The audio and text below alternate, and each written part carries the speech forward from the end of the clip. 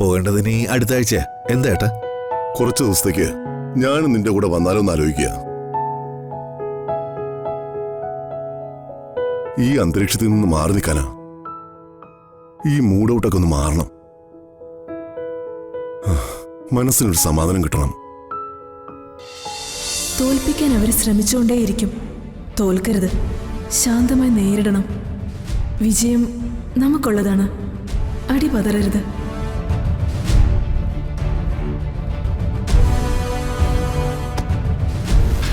അയാളെ നമ്മളെ നൈസായിട്ട് അങ്ങ് പറ്റിച്ചു കളഞ്ഞല്ലോടാ. അമ്മേ, അത് മനഃപൂർവ്വമാണോ അമ്മേ? ഛീ, നീ ഇപ്പോഴും അവനെ ന്യായീകരിക്കുന്നു. അയാൾ എന്തൊക്കെ വേണ്ടതിനങ്ങളാ ചാലിൽ വന്ന് വിളിച്ചു പറഞ്ഞേ. അയാളെ ഞാനങ്ങനെ വെറുതെ വിടില്ല. അവൻ മത്സരിക്കാൻ വരുന്നതേ അംബികയോടാ. പഠിപ്പിക്കും ഞാൻ അവനെ.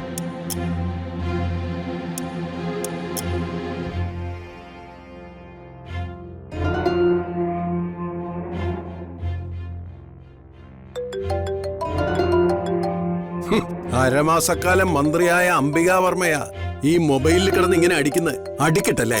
അടിക്കട്ടെ സാറേ, മൊബൈലിന്റെ തൊഴിൽ തന്നെ അടികൂടലല്ലേ?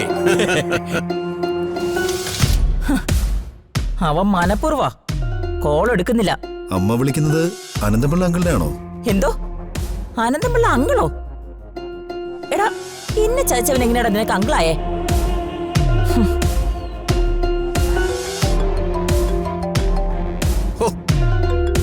അവള് രണ്ടും കൽപ്പിച്ചാണല്ലോടെ പൊടിയാടി.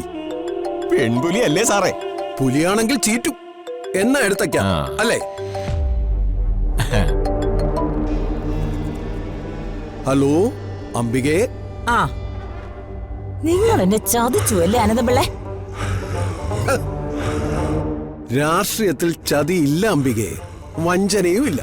വെറും തന്ത്രങ്ങളേ ഉള്ളൂ. തന്ത്രങ്ങൾ മാത്രം. അപ്പോ നിങ്ങൾ എന്നോട് കാണിച്ചതോ? അത് വ്യക്തിപരമായ വൈരാഗ്യം അല്ലല്ലോ അംബികെ, രാഷ്ട്രീയവാ. വെറും പൊളിറ്റിക്സ്. രാഷ്ട്രീയത്തിൽ സ്ഥായിയായി മിത്രങ്ങളോ ശത്രുക്കളോ ഇല്ല. അതാത് കാലത്തുള്ള അവരവരുടെ നിലനിൽപ്പ്. അതാണ് പൊളിറ്റിക്സ്.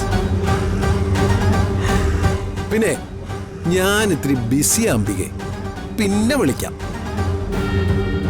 ഹലോ.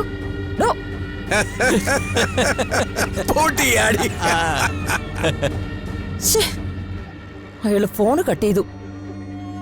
എന്നാ പിന്നെ അയാളെ നേരിട്ട് പോയി കണ്ടിട്ട് എന്നെ കാര്യം. അമ്മേ, പോവല്ലേ അമ്മേ? അമ്മേ, എടാ മാറി നിക്കങ്ങോട്ട്. ഈ സിറ്റുവേഷനിൽ അമ്മ പോയി അയാളെ കാണരുത്. അത് പിന്നെ വലിയൊരു പൊട്ടിത്തെറിയിൽ അവസാനിക്കും. അങ്ങനെ പോകണമെങ്കിൽ ഞാൻ പോയി അയാളെ കാണാം. അതുപോലെ അമ്മയ്ക്ക്. അമ്മ ഇപ്പോ മുറിയിലേക്ക് ചെല്ല്. ചെല്ലാൻ ചെല്ല്.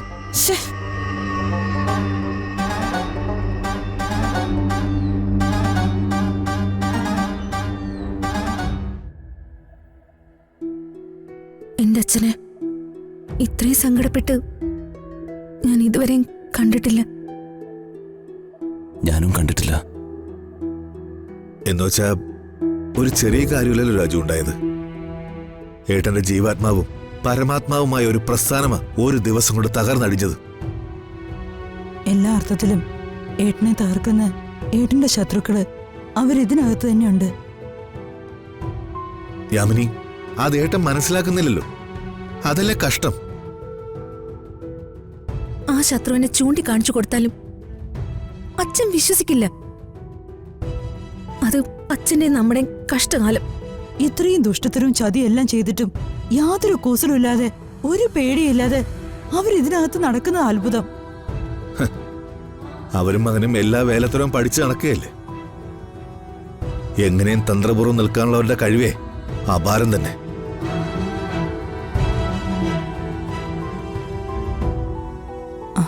ഏട്ടൻ വരുന്നുണ്ട്.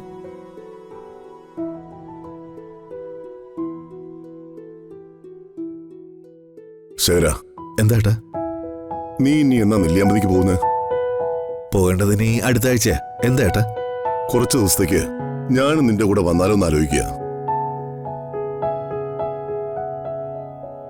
ഈ അന്തരീക്ഷത്തിൽ നിന്ന് മാറി നിൽക്കാനാ. ഈ മൂഡൌട്ടൊക്കെ ഒന്ന് മാറണം. മനസ്സിനൊരു സമാധാനം കിട്ടണം. ഞാൻ അവിടെ വന്ന് എസ്റ്റേറ്റ് ബംഗ്ലാവിൽ ഒറ്റയ്ക്ക് ഒരാഴ്ച. അച്ഛനെ പോലെ ഒരാൾക്ക് അങ്ങനെ എങ്ങോട്ടെങ്കിലും ഓടി ഒളിക്കാൻ പറ്റോ? സാറിങ്ങനെ വിഷമിക്കേണ്ട കാര്യമില്ല.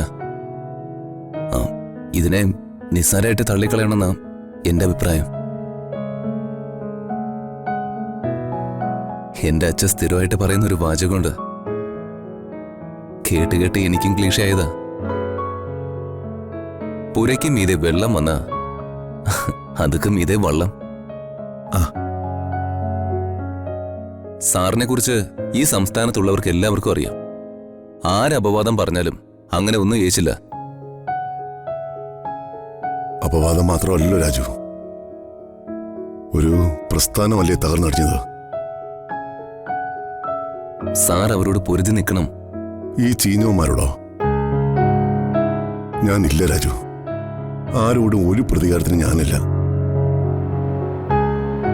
വരുന്നത് പോലെയൊക്കെ വരട്ടെ.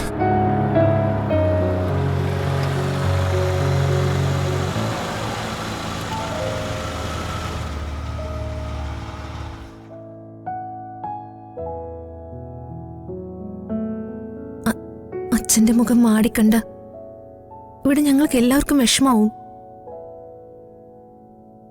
അച്ഛൻ ഹാപ്പി ആയിട്ടിരിക്കണം. മുഖത്ത് മാത്രം ഹാപ്പി വരുത്തിയാൽ പോരല്ലോ മോളെ, അത് മനസ്സിൽ നിന്ന് വരേണ്ടതല്ലേ. സർ, സാറിനെ കാണാൻ 2 മീഡിയക്കാർ വന്നിട്ടുണ്ട്. 2 മീഡിയക്കാർ? അവർക്കും ഇനി നമ്മളെ വേണ്ട.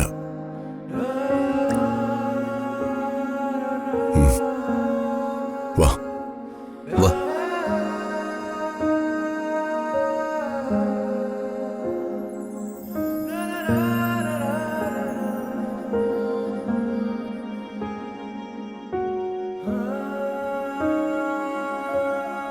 വാ.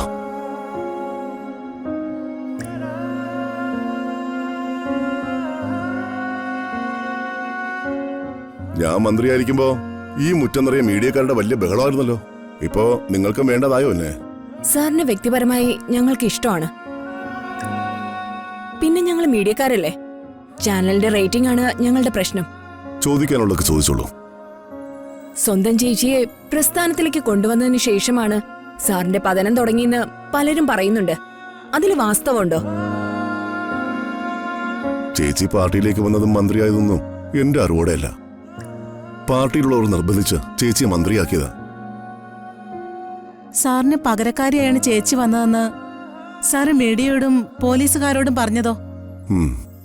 ചേച്ചി മന്ത്രിയായപ്പോ ഞാൻ ബോധമില്ലാതെ ഹോസ്പിറ്റലായിരുന്നു.